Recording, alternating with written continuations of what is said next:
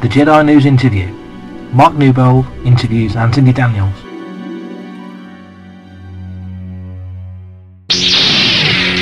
Welcome to Lightsaber.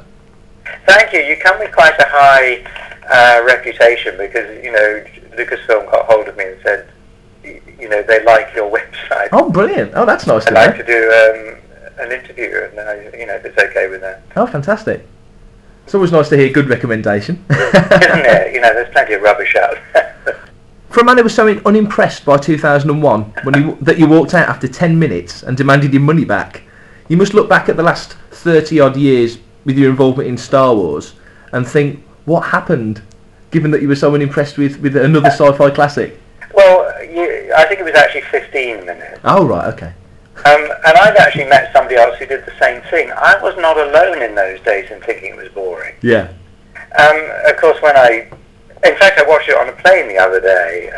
They're sort of, Virgin do these sort of retro movies. Yeah. And, it's so impressive. I still had no idea what the last 10 minutes is about, but No. it's just a magical movie. I was too young to enjoy it. You know? And, yes, it is weird that circumstances led me into this strange past. It was the future then, but I didn't know where it was going. You know, as an actor, I never had any ambition other than to act. You know, put on other clothes, say other people's lines in front of other people. It's kind of weird sort of exhibitionism. But that was all I wanted to do to, as it were, please the audience and gratify myself. It never occurred to me to become to want to become rich and or famous or anything. I just wanted to act. And given, you know, that on occasions I've acted to 6 people in an audience at the Edinburgh Fringe. I think there were 7 of us in the cast. But, you know, the sheer joy of doing it is what it was about. And then circumstances, fate, the force, whatever, took over. And here I am after all 32, 33 years of Star Wars, you know, still doing it. Strange. Yeah. But you could have never imagined, possibly conceived of it lasting so long when you first saw those production paintings and first got involved with it. Right, it was a 12-week job, I remember, and I completely forgot about it. It's interesting that I did forget all about it as soon as we'd finished. Really? So a phone call to go to LA to put my voice on came out of the blue about 6 months later, I think. Oh. And I don't know, I can't remember what I was doing straight after, but presumably I'd gone back into the theatre or recordings or whatever, and just got on with life, you know, because as an actor your life is full of little episodes of things. Yeah. And no, I think I was very short-termist, you know. If a job lasted 3 months in the theatre, that was pretty special. Yeah. I once did theatre for 9 months in the same play and I went mad. So you felt like you needed that fresh challenge as an actor, moving from theatre to theatre or... Oh yes, actors are very febrile in that way. They like to be challenged, that funny word that actors almost use exclusively for themselves. It was, you know, Meryl Streep, why did you take this role? It was a challenge. Yes. You mean it was a job and you got paid for it? Come on. Yeah. But some jobs are more, frankly, interesting than others. Well, sure, yeah. 3PO is a kind of little industry of his own, because he is a challenge in all sorts of different ways that, you know, you may realise, ways that you may not realise. Yeah. And so there is, whereas some things stay the same with him, other things are like, oh, so how do I do this, or how do I cope with that, or whatever, you know. Yeah. So in its own little way, he's been a cottage industry challenge. And that's been fantastic. It must have been fantastic to, because you obviously love the character. You couldn't possibly be involved if you don't. You're quite right to pick up on that, because frankly the challenges are a bit of a pain pain everywhere, frankly, not just in the butt, but there are physical pains, there are intellectual pains, frustrations. Yeah. And, you know, I have said that at one point I thought of just stopping it. You know, it's ridiculous for a grown man to prat about in a costume pretending to be a machine. Yeah. And then, I don't know, something took over and said, no, you really like this character. Yeah. You're very fond of him. I really do like him. It was almost as if the character won you over despite yourself. I've heard other interviews where it was almost as if he, 3PO, won you over. And Oh, 100%. Yeah. Because he, or more correctly, we should say it. yeah, of But he course. finds that difficult when he hears it. It reminds him that he's not a real robot. Yeah. He's not a real human because he's sort of. I don't know. It did win me over because he is a completely different personality. So I can look at him from sideways and admire him or be irritated by him or like him. Sure. And it's not me I'm talking about. So when I also see him on film, I can see it in two modes. One being picky and thinking, oh God, I wish I hadn't done that, or I wish I'd done less, or oh, I could have done more there, or why didn't I do that? Yeah. And the other bit is thinking, he's fun, really, isn't he? So you're happily detached from the character when you're watching him back, when you're playing him back. 100%, yeah. That must be lovely, because I know a lot of actors hate watching themselves and find it difficult. Yeah, I can't say that I sit down and watch Star Wars every day. Oh God, no. Recently, I turned on the TV, I think 2 consecutive Sundays. Yeah. And there was 3PO speaking. I just had to turn it off. It's like, I'm not in the mood. Yeah, I get that. But my affection for him and my sort of tolerance of him has allowed us to go together around the world quite a few times and do some interesting and strange things that most actors, I doubt they dream of it. They think, they'd like that. The only comparison I can think from other movies or other shows must be the Star Trek cast, when the things that they did with NASA and the places that they've been. It's the only comparison I can really think of to the Star Wars, and yourself in particular, obviously, having been around the world with 3PO, so to speak. Well, I sat in the training module of the NASA, what do we call that? Thing they keep sending out, the shuttle. Oh, the shuttle, yeah. Yeah, their training thing, that was scary. Oh, wow. I mean, we've done Star Tours at Disney, Yeah. which is the most brilliant simulator. Yeah. But there's no buttons to push or No. in the space shuttle. It's serious and very convincing. Really? And a bit weird, yes. So that was a great treat. You do get treats sometimes if you're involved. And because of being associated with robotics, I've also, because of my work with the Boston Science Museum and Carnegie Mellon University, have met amazing scientists who do the real thing, do space vehicles, do explorer vehicles, do real robots. Yeah. And, they're delighted to talk about their work with me, but they're actually more interested in talking about Star Wars, which was their inspiration to become scientists. Yeah, that must be fascinating as well. Hmm? That must be fascinating as well, to be a part of it and then to feed back on the real thing. Yeah, because, robotics are very, very, will be very important to the planet.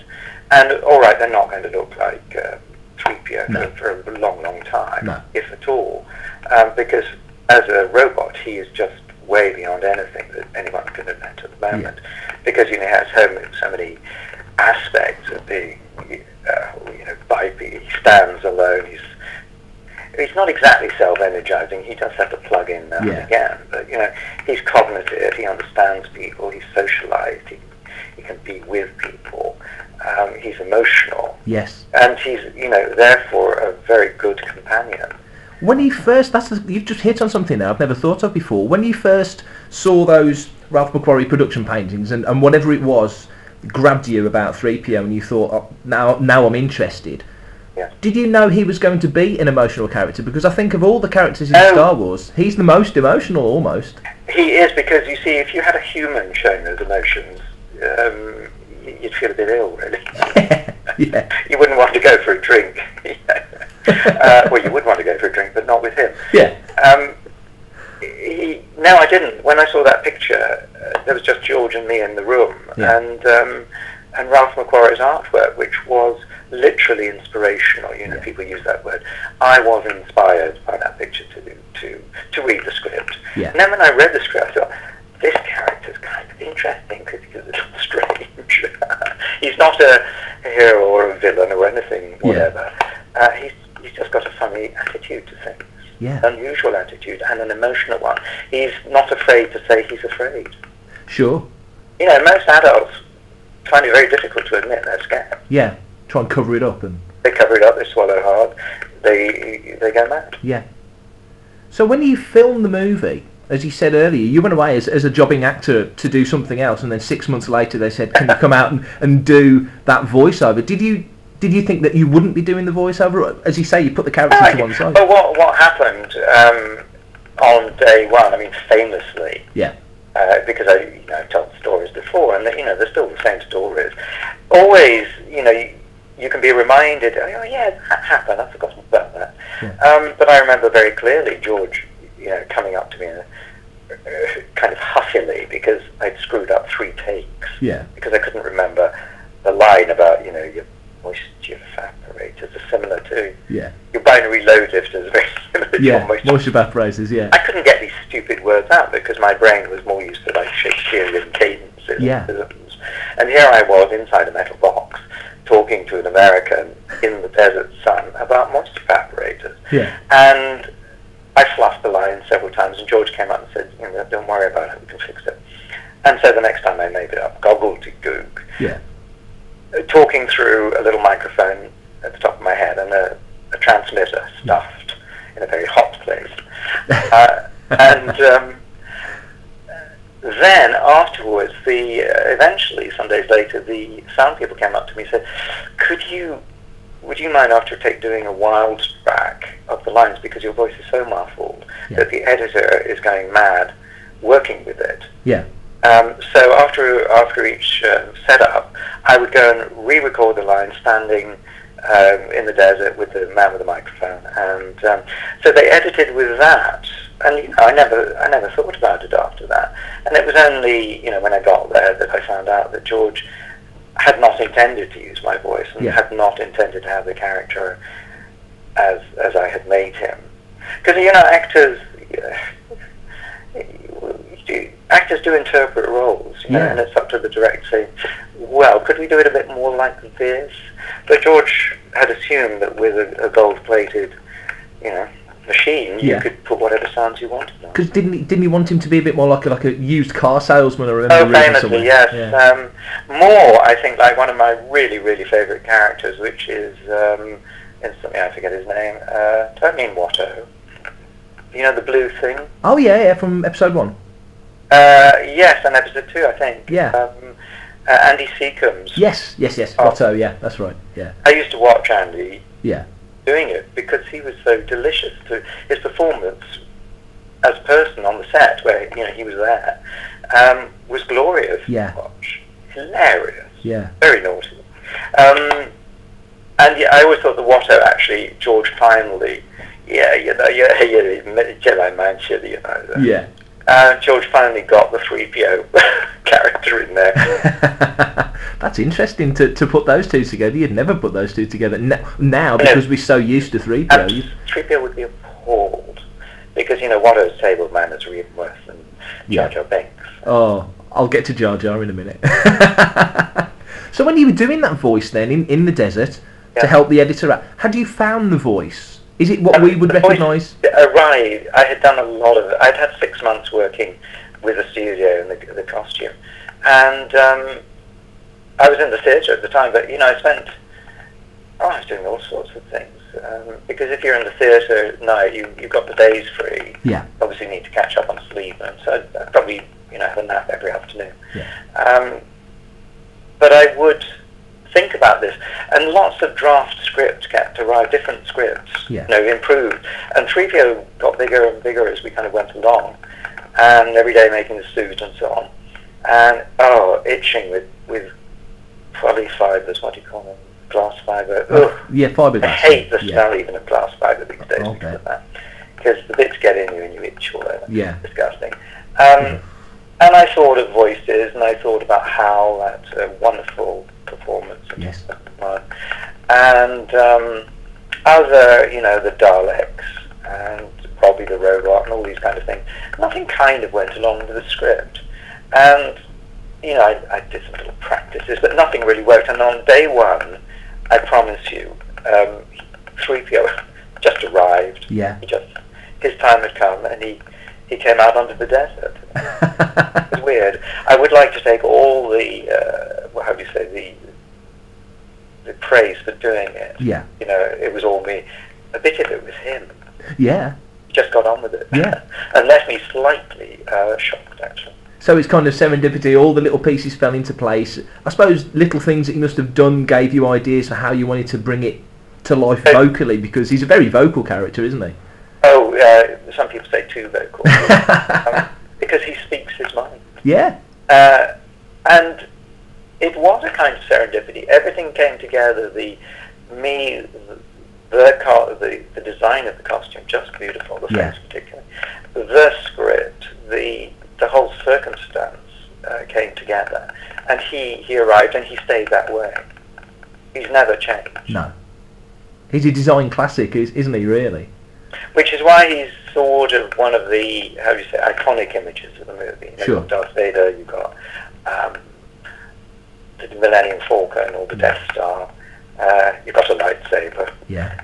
and you've got 3PO Yeah. and R2. Yes, of course, yeah. Iconic images. Yeah.